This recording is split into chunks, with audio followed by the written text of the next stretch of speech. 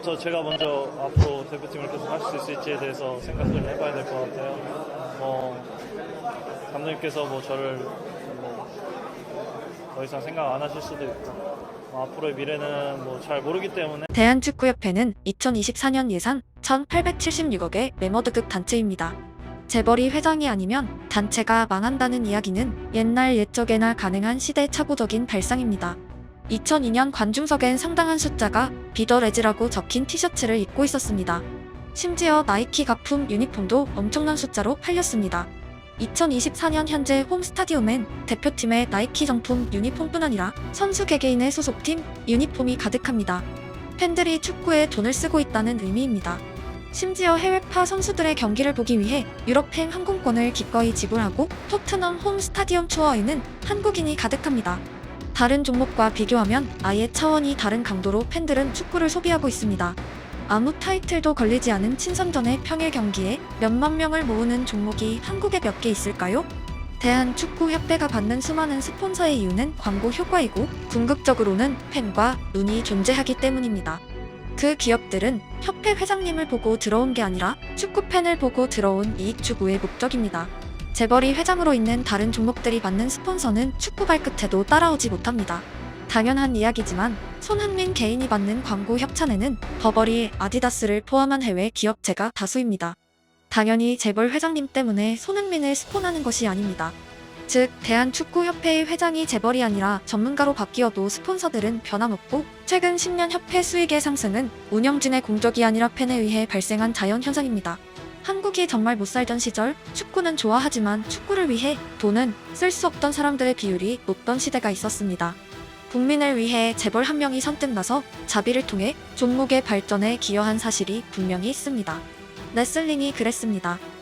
하지만 2024년에 한국 축구를 두고 1970년대에나 가능했던 이야기가 나와선 절대 안 됩니다. 1세대 경영자들 중 맨 땅에서 일궈낸 사람들도 많습니다. 하물며 지금의 한국 축구처럼 캐시카우를 보유한 상태로 사업을 시작한다면 당연히 결과는 보장됩니다. 지금 한국 축구는 개인이 자비를 보태고 감투를 쓰는 장사가 아니라 전문가가 파이를 키울 수 있는 시대입니다. 한국 대표팀 감독의 후보였던 비엘사는 결국 우루과이 대표팀으로 갔습니다. 그리고 세계 챔피언 아르헨티나의 오랜 연승 행진을 그것도 월드컵 예선에서 2대0으로 종식시켰습니다. 많은 사람들이 우리는 돈이 없어서 비엘사를 데려오지 못했다고 말했습니다. 이 지점에서 한국 축구가 재벌 회장의 덕택을 보고 있다는 말이 완전히 사기가 됩니다. 우루과이의 GDP는 2022년 기준 약 700억 달러이고 한국은 약 1조 6천억 달러를 상회합니다. 인구 숫자, 축구팬의 숫자, 기업의 숫자, 경제적인 모든 지표에서 비교 대상이 아닙니다. 그런 우루과이가 어떻게 추정 연봉이 100억 원이 넘는 비엘사 감독을 선임할 수 있었는지 이유는 간단합니다. 협회의 유능함이자 이그나시오 알론소 회장의 능력입니다. 비엘사의 연봉은 우루과이 축구 협회 예산이 아니라 제3의 기업이 참여한 프로젝트이고 우리는 그런 종류의 업무에서 일을 잘한다고 표현합니다. 왜 10분의 1 경제 규모의 우루과이 축구협회에 집어넣어서 한국이 돈이 없다는 말을 해야 할까요? 대한축구협회가 20억 원대의 클린스만을 선임하고 우루과이 축구협회가 100억 원대의 비엘사를 선임한 것은 요르단에 당한 패배보다 통렬한 패배입니다. 축구는 적어도 11대 11이 맞붙지만 행정에서 가진 무기의 숫자로 한국과 우루과이는 비교조차 불가능하기 때문입니다. 축구협회가 일을 잘하면 한국과 1년 전에 월드컵에서 비기고 한국에 밀려 16강에 실패한 국가가 1년 만에 메시가 있는 아르헨티나를 격침시키도 하는 엄청난 결과가 도출됩니다. 반대로 행정에 실패한 축구는 1년 전에 호날두의 포르투갈을 이기고도 아시안컵에서 선수들의 추혼에 기대는 축구를 펼치고 필드골이 실종된 대회로 남기도 합니다. 환경과 시스템은 모든 것입니다. 선수들의 능력은 어떤 울타리에서 선보이냐로 모든 것이 바뀝니다. 과거 한국 축구는 분명 가진 인재풀에 비해 과도한 기대감이 형성된 시기가 있었습니다. 대표팀 부진마다 협회의 비판이 있었지만 이번만큼은 명분이 너무도 분명합니다. 대표팀 주전 라인업이 유럽 무대에서 활약하는 장면을 새벽마다 시청한 사람들이 줄 서 있고 그들이 클럽과 다른 경기력을 대표팀에서 보이면 한눈에 분간할 수 있습니다. 한 명이 아니라 여럿이 대표팀에선 클럽의 활약을 재현 못했고 승리는 추혼으로 뼈와 피를 갈아 거두었습니다. 황희찬의 득점, 손흥민의 득점, 이강인의 어시스트는 유럽에선 세계 최강 팀들을 상대로 터졌습니다. 하지만 그들을 모은 대표팀이 아시아에서 필드골을 터뜨리지 못한다면 당연히 환경에 대한 비판의 명분이 생깁니다. 아시안컵 톱시드를 배정받은 국가 중 조별 예선 3차전에 풀전력을 가동한 몇 안 되는 국가에 한국이 포함되었습니다. 선수단은 철저히 주전 위주로 치러지며 장기 레이스에 대한 운영은 실종되었습니다. 기필코 1승이 목표인 팀과 우승이 목표인 팀의 토너먼트는 색깔이 아예 다르지만 한국은 라코룸엔 우승을 적었음에도 대회는 한 경기 한 경기를 평가전처럼 치러냈습니다. 투톱, 3백, 마지막에 4-3-3까지 결과적으로 모두 실패했습니다. 승리한 장면마다 존재한 것은 풀타임을 뛴 일부 선수들이 전투를 치르고 남긴 애잔함 뿐이었습니다.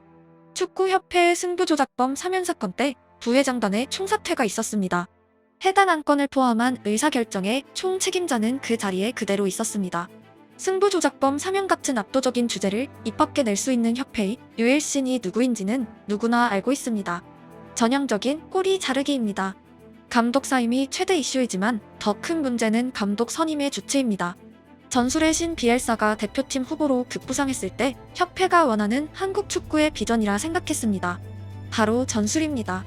비엘사 하면 축구를 보는 모든 사람들은 조건 반사적으로 전술이란 단어가 떠오릅니다. 펩 과르디올라에게도 붙지 않는 전술의 신이란 별명은 비엘사가 축구사에 남긴 위대한 발자국이고 팀마다 색을 변형시키는 예술 세계입니다. 하지만 비엘사가 안 되자 클린스만이란 이름이 나왔습니다. 축구계에서 가장 전술과 거리가 먼 사람이었습니다. 결국 협회의 비전은 전술이 아니었고 그냥 유명한 사람들 대부분을 후보에 넣었다는 합리적 의심이 남게 되었습니다. 비엘사가 안 되면 적어도 비엘사와 유사한 결을 가진 감독이 선임되었어요. 행정에 최소한의 매뉴얼이 존재했다고 판단할 수 있기 때문입니다. 한국 축구 최대 약점은 10년 계획이 없다는 것입니다.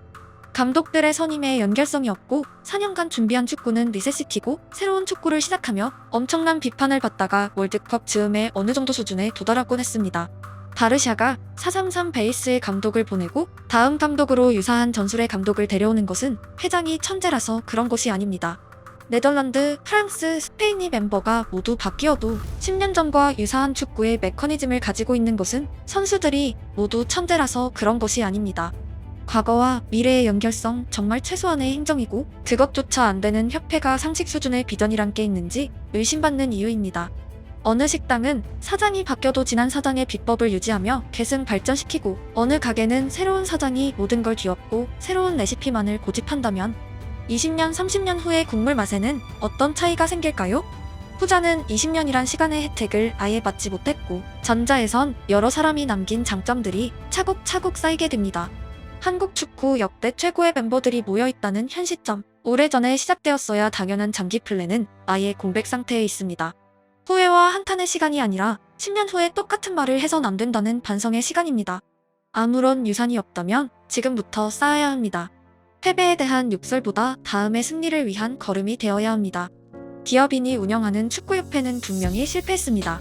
한국 축구 영광의 모든 순간에는 오직 시스템에서 벗어난 돌연변이 선수들만 있었습니다.